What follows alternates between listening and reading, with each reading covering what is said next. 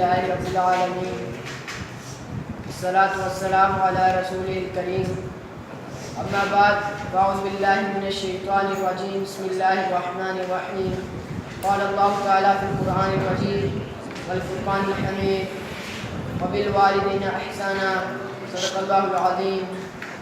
نہایت قابل احترام اساتذہ کرام اور میرے ہم سفر دوستوں اور بھائیوں، السلام علیکم ورحمۃ اللہ وبرکاتہ۔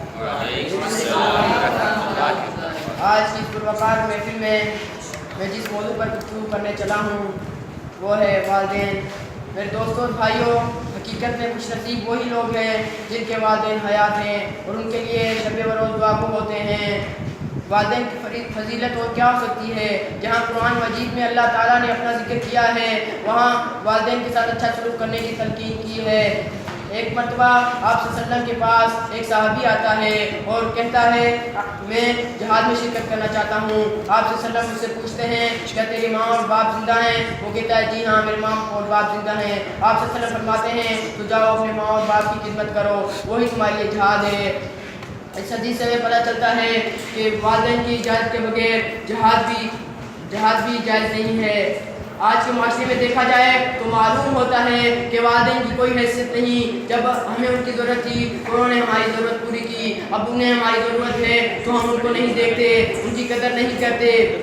ایک واقعہ ہے کہ یورپ کے ممالک میں تو یہ ظلم ہو چکا ہے کہ ادھر جب والدین بوڑھے ہو جاتے ہیں تو ان کو اولڈ ہاؤس میں چھوڑاتے ہیں۔ یورپی ممالک میں ایک واقعہ ہوتا ہے کہ وہاں ایک غیر مسلم لڑکی مسلمانوں کے گھر میں جاتی ہے تو دیکھتی ہے کہ ایک ادھر بوڑھی عورت ہے جن کی وہ بہت خدمت کر رہے ہیں، تو وہ ان سے کہتی ہے یہ کون ہے جو جس کی تم اتنی خدمت کرتے ہو؟